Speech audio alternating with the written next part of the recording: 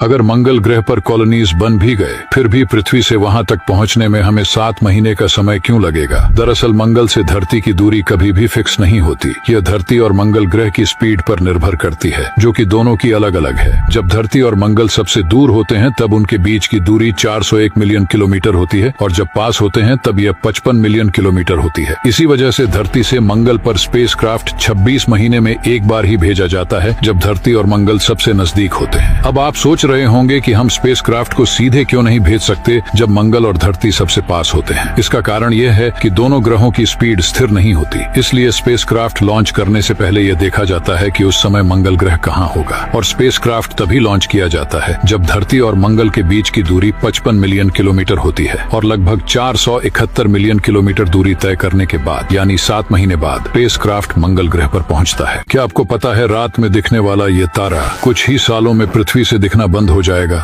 दरअसल ये कोई तारा नहीं बल्कि इंटरनेशनल स्पेस स्टेशन है, जिसमें विभिन्न देशों के एस्ट्रोनॉट्स रिसर्च करते हैं और इसे 2030 में रिटायर किया जाएगा और समुद्र में गिरा दिया जाएगा। इस स्पेस स्टेशन को 1998 में अंतरिक्ष में लॉन्च किया गया था और अब तक 23 देशों के 280 एस्ट्रोनॉट्स यहाँ जा चुके हैं। यह अंतरिक्ष स्टेशन धरती से 400 किलोमीटर की ऊंचाई पर है, जो 28,000 किलोमीटर प्रति घंटे की स्पीड से धरती का चक्कर लगाता है और यह हर 90 मिनट में धरती का एक चक्कर लगा लेता है और इस तरह ये 24 घंटे में 16 बार धरती का चक्कर पूरा कर लेता है। अब नासा इसे इसलिए रिटायर करना चाहता है क्योंकि इसकी टेक्नोलॉजी बहुत पुरानी हो चुकी है और इसकी मेंटेनेंस में बहुत ज्यादा खर्च आता है। इसलिए नासा एक्सियम स्पेस नामक कंपनी के साथ मिलकर एक नया स्पेस स्टेशन बना रहा है, जो आज की आधुनिक टेक्नोलॉजीज के साथ लैस होगा। ऐसी और जानकारी के लिए विज्ञान मित्र से जुड़ना ना भूलें। क्या आप जानते हैं कि करोड़ों कैलकुलेशंस चुटकी में हल करने वाला ये छोटा सा सीपीयू को आखिर कैसे बनाया जाता है?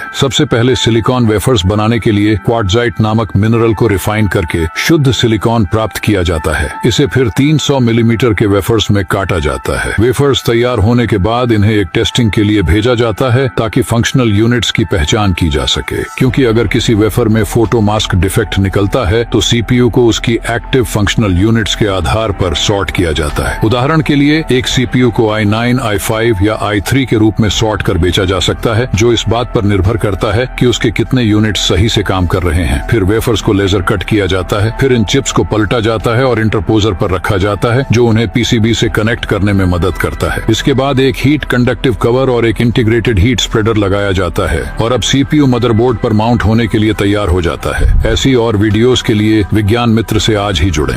क्या इंसान पानी की तरह हवा में भी तैर सकता है? इसके लिए आपको यह समझना होगा कि किसी भी वस्तु को उड़ने के लिए उस पर लगने वाली बॉयंट फोर्स